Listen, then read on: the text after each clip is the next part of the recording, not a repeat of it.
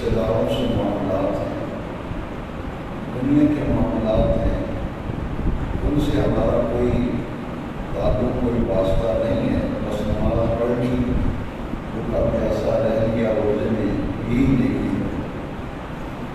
پچھلے جمعے چونکہ تقویٰ کا جامع تصور مفہوم سمجھا، آج ہم نیکی کا جو قرآن میں تصور دیا گیا اصل نیک آدمی کون ہے اور اصل نیکی کس کی ہے، وہ کون سے اعمال اور افعال ہیں جو مل کر نیکی کے مقام پر پہنچتے ہیں، اور جو آدمی ان اعمال کو اختیار کرتا ہے اسے نیکی تصور کیا جائے گا کہ اصل نیکی یہ ہے جو اس آیت مقدسہ میں بیان کی ہے. سب سے پہلے یہ نقطہ ذہن میں تمام سامعین رکھ لیں، اس آیت کا نام بھی آیت البر ہے. آیت البر، ساری دفعہ بولے آیت البر. بر کہتے ہیں نیکی. بر کا معنی کیا ہے؟ اس آیت کا نام ہے آیت البر. وہ آیت جس میں نیکی کا اصل مفہوم، نیکی کا اصل تصور کہ ہم کس چیز کو نیکی سمجھتے ہیں، ہماری نیکی کا معیار کیا ہے، اور اللہ رب العزت نے قرآن میں نیکی کے معیار کو کس طرح بیان فرمایا. آیت نمبر 177 ہے سورہ بقرہ کی. کیونکہ اس آیت میں لفظ بر استعمال ہوا اور بر کا معنی ہے نیکی، اس آیت کا نام ہے آیت البر. اب آیت کریمہ سب سے پہلے ہم ترجمے سے پڑھتے ہیں کیونکہ لفظ قرآن ہے جمعے میں، اور اس کے ساتھ ساتھ جب میں تفسیر بھی اس کو لیس البر ان تولوا وجوہکم قبل المشرق والمغرب. لیس البر، نیکی بس یہی نہیں ہے، نیکی بس یہی نہیں ہے ان تولوا، کہ تم اپنے چہروں کو پھیر لو قبل المشرق والمغرب، مشرق یا مغرب کی طرف اپنے چہروں کو پھیر لو، بس یہی نیکی نہیں ہے. ہر امت میں عبادت کے لیے ایک سمت مقرر تھی.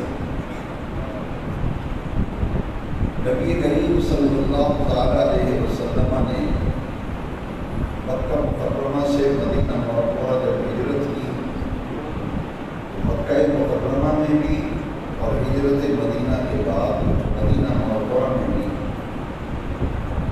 16 مہینے مدینہ شریف میں ہجرت کے بعد 16 مہینے نبی کریم صلی اللہ علیہ وسلم مسجد اقصی بیت المقدس کی طرف رخ سیوا کر کے نماز پڑھتے تھے، کیونکہ ان آیات کا تعلق تحویل قبلہ سے ہے. جب کسی آیت کا ہم شان نزول دیکھتے ہیں کہ کس پس منظر میں، کس ماحول میں یہ آیت نازل ہوئی، تو سب سے پہلے اس کا جائزہ لیا جاتا ہے. اس آیت کا تعلق ہے تبدیلی قبلہ کے ساتھ، اس لیے فرمایا کہ یہ اصل نیکی یہ نہیں ہے کہ تم مشرق کی طرف منہ کر کے عبادت کرو، مغرب کی طرف منہ کر کے عبادت کرو، تم نے بس اسے نیکی تصور کر دیا. حالانکہ یہ نیکی نہیں ہے بلکہ اس کا جامع ہو، کیونکہ بعد میں قبلہ تبدیل ہونا تھا. مکہ مکرمہ میں ہجرت مدینہ سے پہلے حضور نماز کس طرح ادا فرماتے تھے، اس بات کو ذرا اچھی طرح سے سمجھیں. حضور بیت اللہ شریف کے پاس ایسی جگہ کھڑے ہوتے تھے جو حجر اسود اور رکن یمانی کے درمیان حضور کھڑے ہوتے تھے. کیونکہ قبلہ جو ہے وہ تو تھا مسجد اقصی، بیت المقدس وہ قبلہ تھا. اور حضور کے کھڑے ہونے کا انداز ہی بہت نرالا اور پیارا تھا. حضور حجر اسود اور رکن یمانی کے درمیان کھڑے ہو کے نماز پڑھتے تھے، عبادت کرتے تھے، اور بالکل سیدھا قبلہ جو ہے وہ بیت المقدس تھا، مسجد اقصی. جب حضور نماز پڑھتے تو دونوں قبلے حضور کے سامنے ہوتے، دونوں قبلے حضور کے سامنے، کیونکہ بعد میں تبدیل ہونا تھا قبلہ. اور حضور نماز پڑھ رہے خانہ کعبہ بیت اللہ کے پاس، تو ایسی جگہ کا انتخاب کیا حضور نے، سرور کونین صلی اللہ علیہ وسلم نے، کہ بیت اللہ بھی سامنے ہے اور مسجد اقصی بھی سامنے ہے. جب ہجرت فرما کے مدینہ منورہ تشریف لے گئے، وہ یہاں ممکن نہ تھا. یہاں تو ممکن تھا کہ بیت اللہ کے پاس ایسی جگہ کھڑا ہوا جائے جہاں دونوں قبلے سامنے ہوں، مسجد اقصی بیت المقدس بھی سامنے ہو، خانہ کعبہ بھی ہو. لیکن ہجرت مدینہ کے بعد یہ ممکن نہ رہا، کیونکہ مدینہ شریف میں خانہ کعبہ بیت اللہ جو ہے یہ جنوب کی طرف ہے. بیت اللہ خانہ کعبہ جنوب کی طرف ہے مدینہ منورہ سے، ہمارے یہاں مغرب کی طرف ہے. مدینہ شریف میں قبلہ اور خانہ کعبہ جو ہے وہ ہے جنوب کی طرف. لہذا اب یہ ممکن نہ تھا. شمال کی طرف تھا مسجد اقصی اور بیت المقدس مدینہ منورہ شمال کی طرف، اور جنوب کی طرف تھا خانہ کعبہ. لہذا اب وہ ممکن نہ رہا کہ دونوں قبلوں کو سامنے رکھ کے نماز پڑھی جائے. 16 مہینے حضور نے مسجد اقصی کی طرف مجھے زیبا کر کے نماز پڑھائی. یہودیوں نے کوئی تعارض نہیں کیا، وہ کہتے تھے ٹھیک ہے قبلہ ہمارا ہے، اس کی طرف منہ کر کے نماز پڑھتے ہیں، انہیں کوئی اعتراض نہ تھا. ایک مرتبہ نبی کریم صلی اللہ علیہ وسلم مدینہ منورہ میں وہ مقام جہاں مسجد قبلتین ہے، ایک صحابی کے گھر حضور دعوت میں تشریف لے گئے. دعوت سے فارغ جب ہوئے تو نماز کا وقت ہو گیا، تو حضور نے صحابہ کو سب میں کھڑا کر کے نماز پڑھائی اور رخ کدھر کیا؟ مسجد اقصی کی طرف، بیت المقدس کی قبلہ بھی تھا. تو نماز پڑھاتے ہوئے نبی کریم صلی اللہ علیہ وسلم کے قلب اطہر میں، دل اقدس میں یہ خیال اقدس آیا کہ ہمارا قبلہ جو ہے وہ کعبہ ابراہیمی ہمارا قبلہ بن جائے. بس یہ خیال آیا تو رحمت کائنات ناطق بہی رسول ثقلین حضور خاتم النبیین صلی اللہ علیہ وسلم نے 3 مرتبہ اپنا رخ زیبا اٹھا کر آسمان کو دیکھا. نماز پڑھا رہے ہیں حالت قیام میں، چہرے اقدس اٹھایا، آسمان کو دیکھا، پھر دوسری مرتبہ دیکھا، پھر تیسری مرتبہ دیکھا. صرف دل اقدس میں ابھی خیال ہی آیا ہے. جب تیسری مرتبہ آسمان کی طرف نگاہ اٹھا کر دیکھا اور اسے زیبا میرے آقا کریم ابھی نیچے کر رہے تھے کہ دوران نماز ہی حکم آ گیا، فَلَنُوَلِّيَنَّكَ قِبْلَةً تَرْضَاهَا، محبوب جس سمت پر آپ راضی ہیں اسی کو قبلہ بنا دو.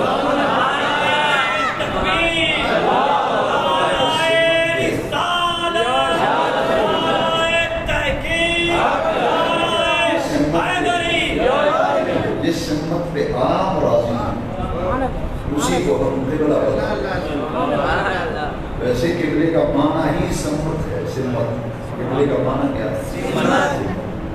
یعنی وہ رخ جس طرف ہم اپنے چہرے کر کے نماز پڑھتے ہیں. تحویل قبلہ، قبلہ تبدیل ہو گیا.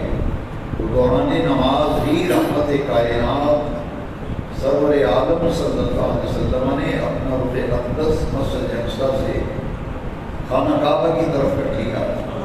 اور جیسے جیسے حضور رخ پھیر کر ادھر مڑ پیچھے کھڑے تمام صحابہ ادھر ہی بڑھ گئے جدھر حضور۔ قرآن مجید کے الفاظ بڑے قابل غور ہیں۔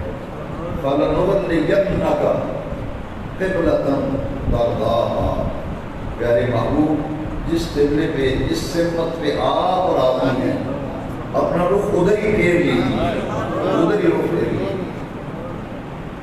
اللہ تبارک و تعالیٰ نے اس طرف اشارہ فرمایا کہ مشرق کی طرف منہ کر کے نماز پڑھو یا مغرب کی طرف، تم نے اسے ہی نیکی تصور کر لیا ہے کہ یہی بس نیکی ہے کہ نماز میں اپنا رخ ادھر کرو ادھر کرو۔ فرمایا یہ نیکی نہیں ہے۔ لیس البر ان تولوا وجوہکم قبل المشرق والمغرب، نیکی بس یہ نہیں ہے کہ تم اپنے رخ مشرق و مغرب کی طرف کرو، یعنی صرف نماز پڑھنے کے لیے رخ قبلے کی طرف کر لینا، اسے ہی اصل نیکی تصور کر لینا۔ اللہ کریم فرمائیے بس یہ نیکی نہیں ہے، بلکہ نیکی کا تصور اس سے بڑا اوپر کہیں جا کے بہت سی چیزوں کا تقاضا کرتا ہے۔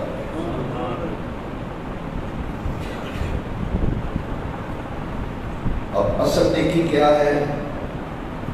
ارشاد فرمایا وَلَٰكِنَّ الْبِرَّ، اس آیت میں بر کا لفظ دو دفعہ آیا۔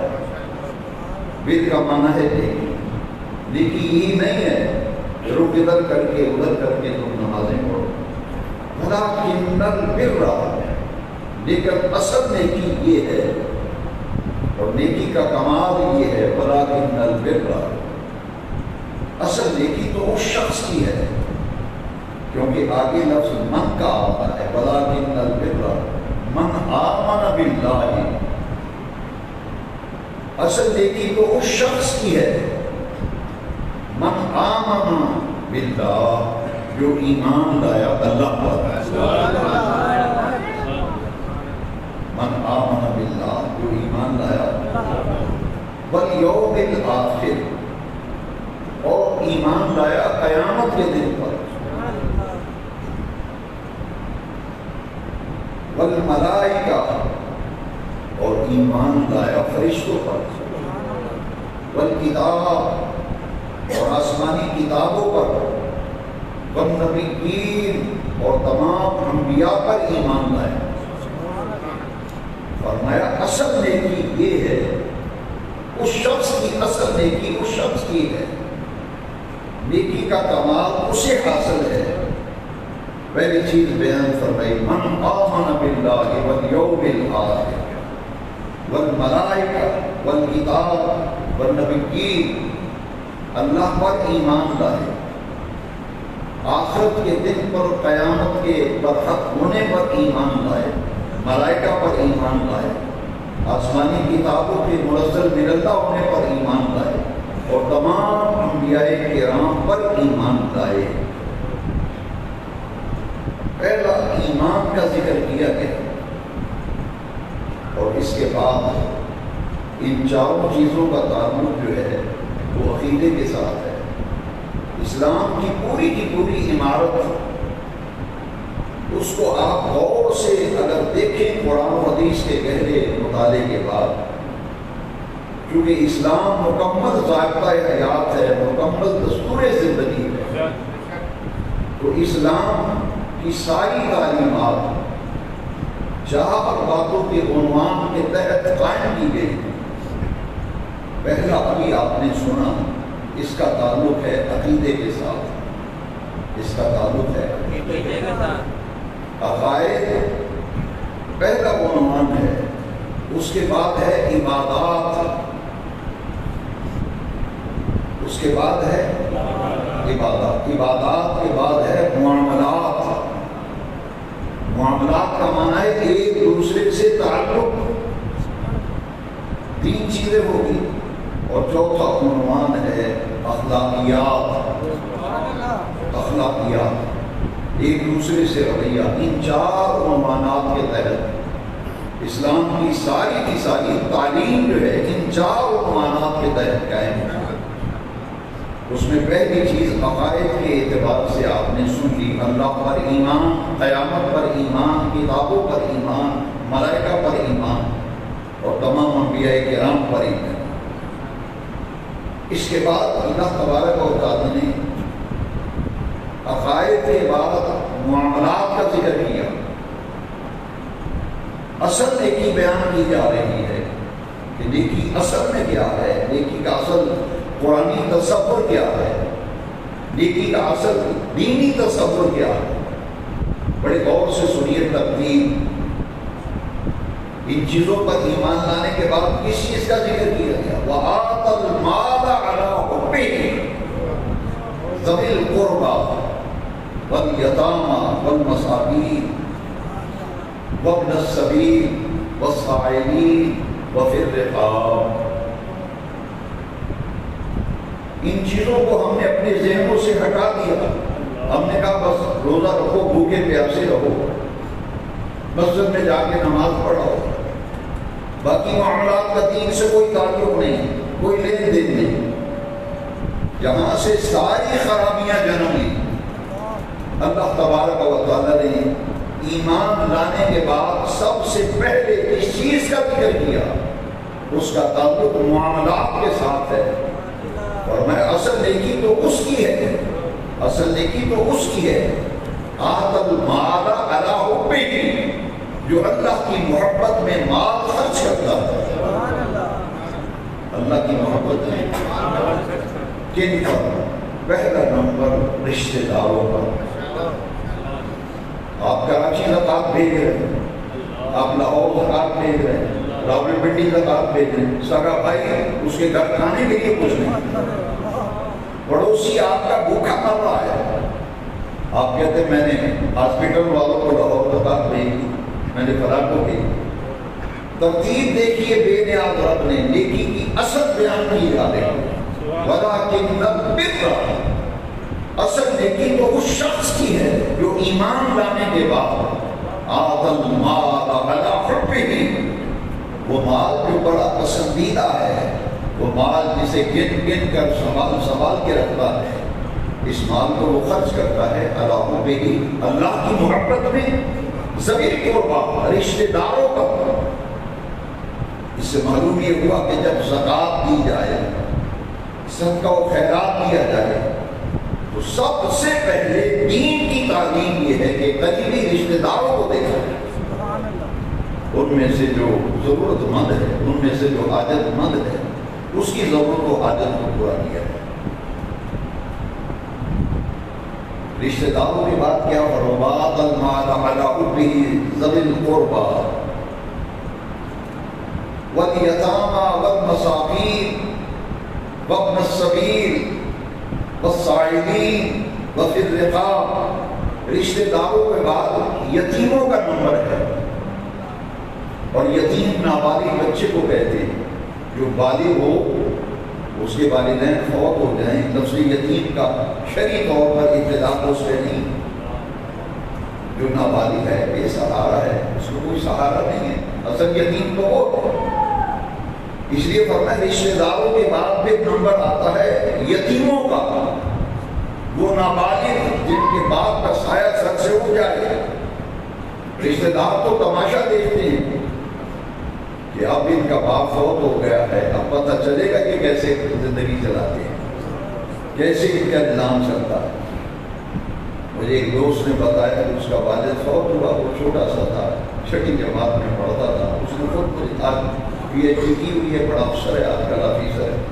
اس نے مجھے بتایا، میرے آنسو جاری ہو گئے. کہتا میں چھٹی جماعت میں پڑھتا تھا تو میرے والد کا سایہ اٹھ گیا تو رشتہ دار مذاق اڑاتے تھے، کہتے تھے اب دیکھیں گے یہ کیسے پڑھتا ہے، بجائے اس کے کہ دعا کریں. تماشا دیکھتے ہیں، انہوں پتہ لگے گا بوڑھا پڑ گیا تھا. فرمایا وَآتَ الْمَالَ عَلَىٰ حُبِّهِ ذَوِي الْقُرْبَىٰ وَالْيَتَامَىٰ وَالْمَسَاكِينِ. یتیموں کے بعد مسکینوں کا نمبر ہے. چوٹی کا حق رشتہ داروں، سگا بھائی ہو گیا. صرف باپ، دادا، پردادا ان کو زکوٰۃ نہیں دے سکتے، صدقات واجبہ نہیں دے سکتے. کوئی شخص اپنے باپ کو، دادا پردادا کو زکوٰۃ صدقات واجبہ نہیں دے سکتا. بیٹے کو، پوتے کو، پڑپوتے کو زکوٰۃ نہیں دے سکتا. اصل اور فرع اصل کہتے ہیں باپ دادا پردادا اوپر چلے جائیں، فرا کہتے ہیں نیچے چلے جائیں، بیٹا پوتا پڑپوتا، ان کو زکات ہے۔ دائیں بائیں ادھر بہن ہے ادھر بھائی ہے، تو سب سے پہلا حق جو ہے وہ بھائی بہن کا ہے، اس کے بعد ذوی القربیٰ قریبی رشتے داروں کا، یتیموں کا، جن کا کوئی پرسانی حال نہیں،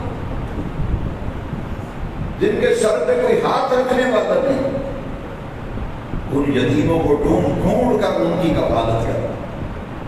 ان میں سے سب سے بڑا درجہ وہ ہے کسی کا بچہ اسکول میں پڑھ رہا ہے، باپ کا سایہ اٹھ گیا ہے، تو دین کی تعلیم اور قرآن کی تعلیم یہ ہے ایک یتیم بچے کی کفالت اپنے ذمہ لے لو۔ ایک آدمی کروڑ پتی ہے، لاکھوں کماتا ہے روزانہ، تو ایک بچے یتیم کی کفالت اگر وہ اپنے ذمہ لے لے کہ یہ یتیم ہو گیا، اس کے باپ کا سایہ سر سے اٹھ گیا ہے، اس کی ساری تعلیم کا خرچہ میں اکیلے اٹھاؤں گا، تو یہ کوئی کارے مشکل کام نہیں ہے۔ ہمارے ہی ایک دوست دنیا سے چلے گئے، میں اس لیے ان کا نام لیتا ہوں، اگر زندہ ہوتے تو شاید میں نام نہ لیتا ہوں۔ ہمارے بھائی شاہد ارشد، اللہ ان کے درجات بلند کرے، انہوں نے ایک ایسا بچہ جو غریب گھرانے کا تھا، باپ کا سایہ اٹھ گیا تھا، انہیں پتہ چلا کہ یہ لائق فائٹ بچہ ہے، جینیس ہے، ہونہار ہے، لیکن یتیمی جو ہے وہ آڑے آ گئی، کوئی پرورش کرنے والا نہیں۔ تو ہمارے بھائی اللہ ان کی قبر کو روشن کرے، انہوں نے 8ویں جماعت سے لے کر ڈگری ملنے تک سارا خرچہ اس اکیلے آدمی نے اٹھایا، یعنی کہ 500 روپیہ دے کے احسان جتا دیا، نہیں، انہوں نے پورا اس کا خرچہ اٹھایا۔ اس دن کسی کو گھر والوں کو نہیں پتا، بھائیوں کو نہیں پتا، دوستوں کو نہیں پتا، مجھے انہوں نے اس دن بتایا کہ اس دن اس بچے کو ڈگری ملی، اور ان کی آنکھوں میں آنسو تھے، مجھے کہتے تھے اللہ کا شکر ہے میں نے ذمہ داری لی تھی، یتیم بچہ ہے، اس کو کوئی پڑھانے والا نہیں، تو اس کا میں نے سارا خرچہ، اس کی تعلیم کا، خوراک کا، رہائش کا، ہاسٹل کا خرچہ، میس کا خرچہ اور ایجوکیشن فیسز، اس کا لباس، اس کی خوراک، تمام خرچہ اکیلے اٹھایا۔ اب وہ اس بچے کو، یتیم کو پڑھایا، کس نے پڑھایا؟ جب تک وہ بچہ کام کرتا رہے گا ان کے لیے وہ مستقل صدقہ جاریہ بنا۔ یتیموں کی کفالت، رشتہ داروں کا خیال،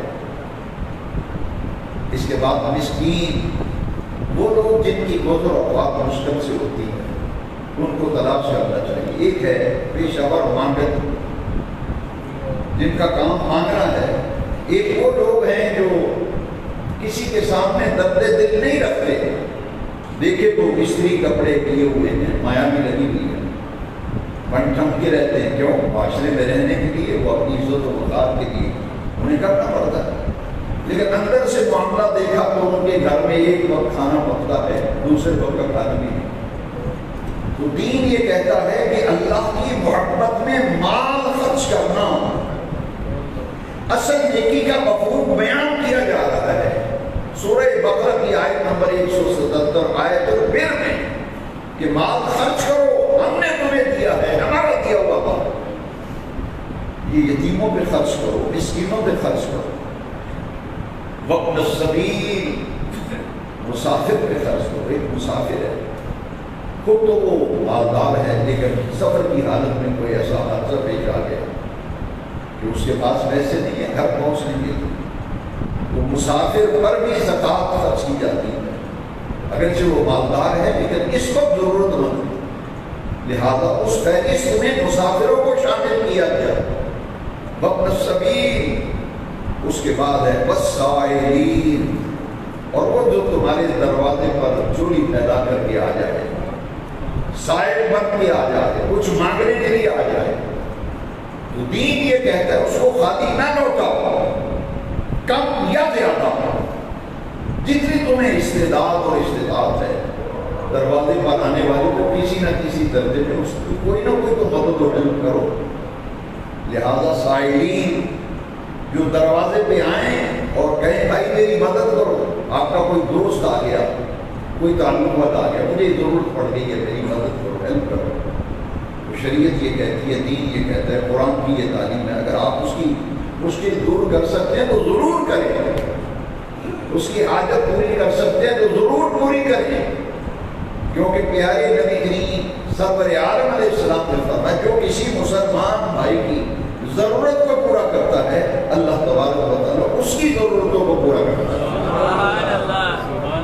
اور جب مدد کریں پھر ماتھے پہ شکر نہیں آنی چاہیے، نیکی ضائع ہو جائے، مال دے کر احسان جتلایا یا کسی کی مدد کر کے دل میں گھٹن اور تنگی محسوس کی تو نیکی ضائع ہو گئی۔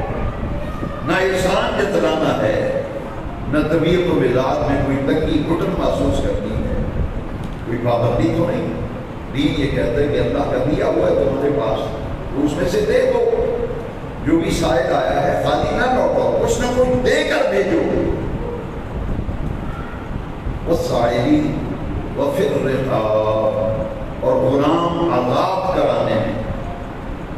پھر رقاب کا معنی ہے گردنیں چھڑانا، یعنی ایک آدمی غلام ہے اسے خرید کر آزاد کر دیا جائے، گردن چھڑا دی جائے، اس کو غلامی سے اسے نجات دے دی جائے۔ اب پوری دنیا میں غلامی کا تصور ختم ہو گیا، کوئی غلام نہیں۔ اس آیت کی تفسیر میں متقدمین اور متاخرین نے فرمایا اس کی ایک صورت ہے کہ ایک آدمی مقروض ہے، اس نے قرضہ لیا بیچارے نے، لیکن اس کے مالی حالات اتنے تنگ ہیں کہ وہ قرض ادا کر نہیں پا رہا۔ تو پھر زکوٰۃ کی مد میں یہ ہے کہ ایک دو آدمی اکٹھے پیسے جمع کر کے یا نکال کر کے وہ اس کا قرضہ اتار دے، کسی مقروض کا قرضہ۔ آپ رشتہ داروں میں دیکھیں، سگی بہن بھائی، قریبی رشتہ دار، سجن یار بیلی متر، ان میں دیکھیں کوئی ایسا تو نہیں ہے جس نے قرض لیا تھا لیکن منس گیا تو قرض اس سے دیا ہی نہیں جا رہا۔ وفی الرقاب، تو مقروض لوگوں کے قرضوں کی ادائیگی کے لیے وَآتَى الْمَالَ عَلَىٰ حُبِّهِ، اللہ کی محبت میں اپنا پسندیدہ مال خرچ کرو، رشتہ داروں پر، یتیموں پر، مسکینوں پر۔ اور اس ذیل میں، یتیم کے ذیل میں بیوہ عورتیں بھی آتی ہیں، وابن السبیل اور مسافر، والسائلین سوال کرنے والے، وفی الرقاب، اور غلامی سے نجات دلانے کے لیے خرچ کرو۔ تو پہلا ذکر آ گیا معاملات کا، ایمان کے بعد معاملات کا ذکر آ گیا کہ لوگوں کی مدد کرو، ہیلپ کرو، کیونکہ اس امت کو صرف اپنی ذات کے لیے پیدا نہیں کیا گیا۔ آج ہر کوئی اپنا ذاتی مفاد سوچتا ہے، دوسرے کا مفاد کون سوچتا ہے اس دور میں؟ بھائی کا مفاد کوئی نہیں سوچتا، بہن کا مفاد کوئی نہیں سوچتا، قریبی رشتہ داروں کا اپنی ذاتی مفاد کی جنگ لوگ لڑ رہے ہیں۔ لیکن قرآن کہتا ہے کنتم خیر امہ اخرجت للناس، تم عام امتوں میں سے بہترین امت ہو، تمہیں لوگوں کے لیے بنایا گیا ہے، صرف اپنی ذات کے لیے تم نہیں بنائے گئے، تمہیں تمام امتوں سے افضل بنایا گیا ہے، اخرجت للناس، تاکہ تم دوسرے لوگوں کا فائدہ سوچو، دوسرے لوگوں کا فائدہ سوچو۔ ہمیں لوگوں کے لیے بنایا گیا، انسانی ہمدردی، غم خواری، خدمت خلق، محتاجوں، بیواؤں، یتامى، مساکین، فقراء کی مدد، نصرت۔ ہمیں تو اس لیے بنایا گیا کہ ہم دوسرے لوگوں کا مفاد سوچیں۔ ایک وہ رقم جو آپ اللہ کے راستے پہ خرچ کرتے ہیں وہ تو اللہ کے حضور جمع ہو رہی ہے۔ دنیا میں جو مال ہم کماتے بناتے ہیں اس کو ڈاکو بھی پڑتے ہیں، چوری بھی ہو جاتا ہے، ضائع بھی ہو جاتا ہے، لیکن جو اللہ کے راستے میں مال خرچ ہوتا ہے وہاں پہنچتا ہے جہاں ڈاکہ نہیں ہے، جہاں چوری نہیں ہے، تمہارا وہ مال جمع ہو گیا، وہ آخرت کا بینک بیلنس تمہارا بن گیا۔ جب قیامت آئے گی جنت کی نعمتوں سے سرفراز کیا جائے گا تو اللہ کے راستے میں جو خرچ کیا ہوگا انسان اپنی آنکھوں سے دیکھ لے گا، میرا یہ ہے وہ میرا مال جو اللہ کے راستے میں لٹاتا رہا۔ اس کے بعد اب ترتیب ذہن میں رکھیں، پہلے عقائد کا ذکر کیا، پھر معاملات کا ذکر کیا گیا، اب اس کے بعد دو لفظ آگے، وَأَقِیمُوا الصَّلَاةَ وَآتُوا الزَّکَاةَ، بے نیاز رب نماز کو بعد میں رکھا، زکوٰۃ کو بعد میں رکھا۔ اسلام کے نظام عبادات میں سے چھوٹی کی 4 عبادتیں، نماز، زکوٰۃ، روزہ اور حج، ان میں سے 2 عبادتوں کا ذکر کیا، وَأَقَامَ الصَّلَاةَ وَآتَى الزَّكَاةَ۔ اصل نیکی اس شخص کی ہے، اصل نیکی اس شخص کی ہے جو ایمان لانے کے بعد اللہ کا دیا ہوا مال اس کے راستے میں ضرورت مندوں پر، حاجت مندوں پر خرچ کرے۔ اس کے بعد پھر فرمایا پھر اصل نیکی تو اس کی ہے جو صحیح صحیح ادا کرے نماز، اور جو وقت پر ادا کرے زکوٰۃ۔ وَأَقَامَ الصَّلَاةَ وَآتَى الزَّكَاةَ، صحیح صحیح ادا کرے نماز اور وقت پر ادا کرے زکوٰۃ۔ یہاں حضرت سیدنا علی کرم اللہ تعالیٰ وجہ کریم مولا کائنات تاجدار حلقہ اسد اللہ الغالب علی کل غالب رضی اللہ عنہ وسلام علیہ۔ کیونکہ جمعے میں وقت مختصر ہوتا ہے، میں زیادہ اس میں تفصیل میں نہیں جاتا، صرف حضرت علی کا ایک اور سن لیں تو آپ بات سمجھ میں آ جائے گی کہ یہاں مال خرچ کرنے کو پہلے کیوں ذکر کیا اور نماز اور زکوٰۃ کو بعد میں کیوں ذکر کیا۔ میرے سیدنا علی مرتضیٰ فرماتے ہیں کہ آدمی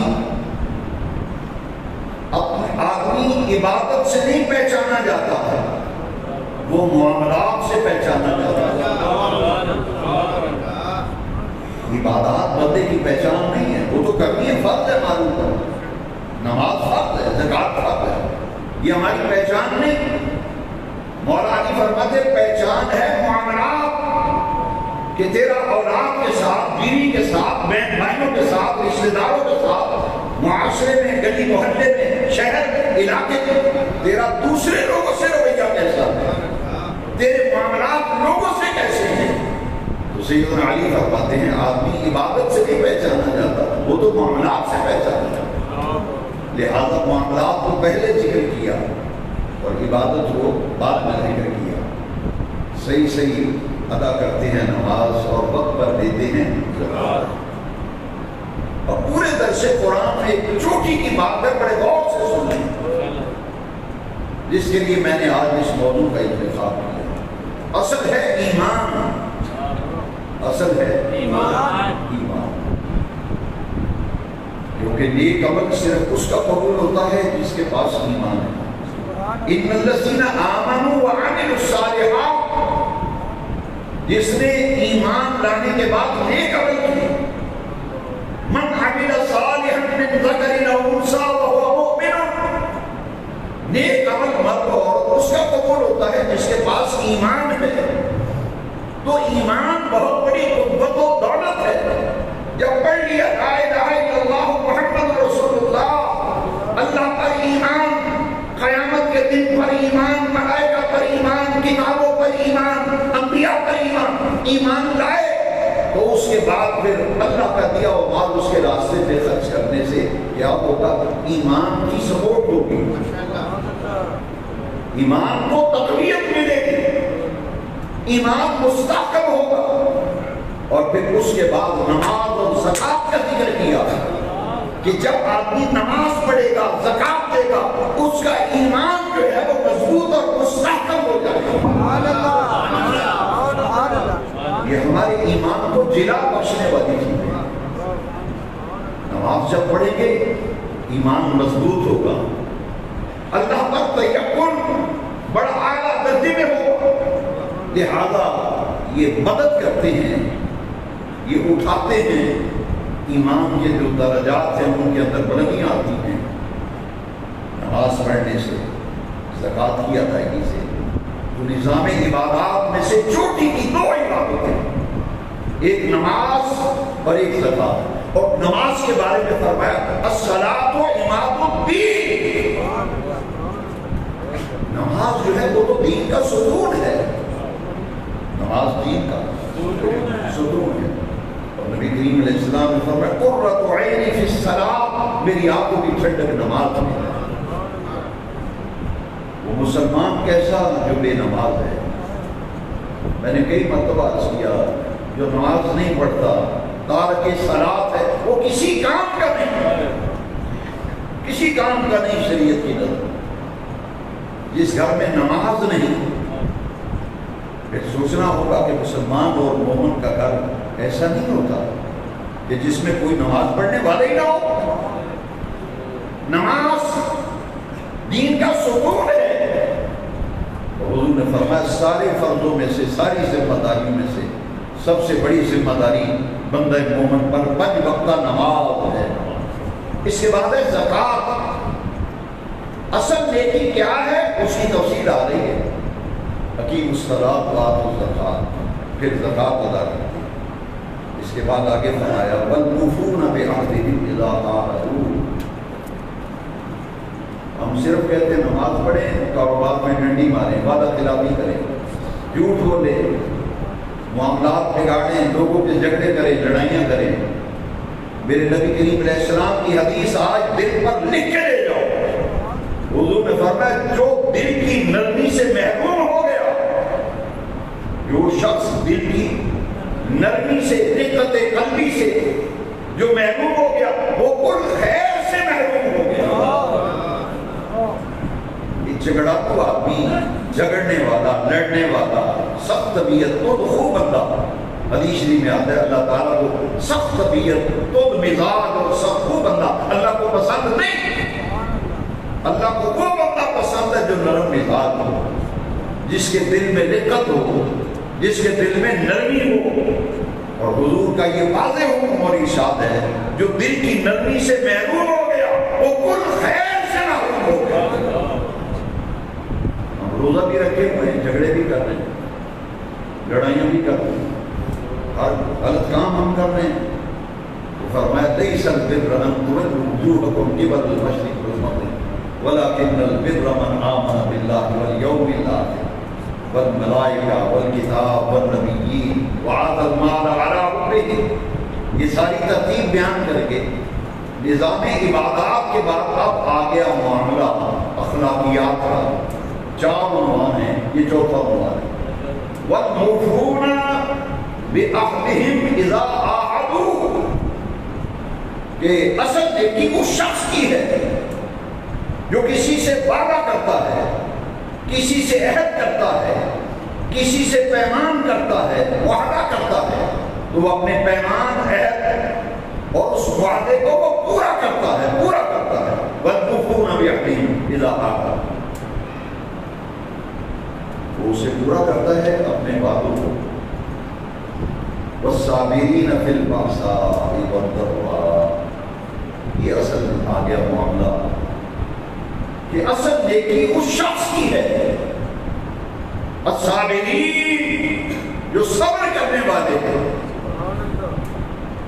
فی البأساء والضراء، کوئی پریشانیاں، مصیبتیں، دکھ آ جائیں تو صبر کرتے ہیں، مالی اعتبار سے تنگی آ جائے پھر بھی صبر کرتے ہیں۔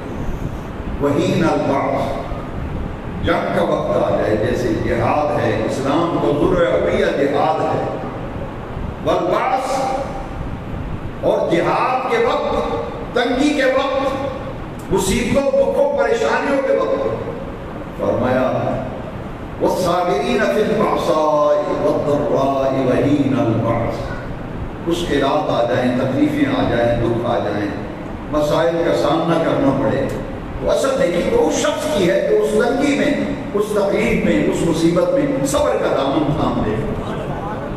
استعینوا بالصبر والصلاۃ ان اللہ مع الصابرین، مشکلات، پریشانیوں میں صبر اور نماز سے مدد مانگا کرو، اللہ کی نصرت اور مدد اس کے ساتھ ہوتی ہے جو صبر کرنے والا۔ آیت کریمہ ختم ہوگی اولئک، یہ وہی لوگ ہیں، اولئک الذین صدقوا، اصل نیکی بیان کرتی گئی کہ یہ ہے اصل نیکی۔ اصل نیکی اس شخص کی ہے جس کے اندر یہ سارے اوصاف پائے جائیں جن کا آج کے خطاب جمعہ میں ذکر کیا ہے۔ پھر اللہ کریم ہمیں اولئک الذین صدقوا، یہی وہ لوگ ہیں جو راستار ہیں، اولئک الذین صدقوا، یہی وہ لوگ ہیں جو سچے ہیں، واولئک هم المتقون، یہی وہ لوگ ہیں جو متقی ہیں، اولئک هم المتقون، یہی وہ لوگ ہیں جن کے اندر یہ خوبیاں، یہ اوصاف پیدا ہوئے، انہوں نے اصل نیکی کو پا لیا، اصل نیکی کو سمجھ لیا، اصل نیکی تو ان کی ہے جن کے اندر یہ خوبیاں، یہ وصف پائے جائیں۔ پھر اللہ کریم نے انہیں ٹائٹل دیا اولئک هم المتقون، یہی وہ لوگ ہیں جو صاحب تقویٰ ہیں۔ اللہ مجھے اور آپ کو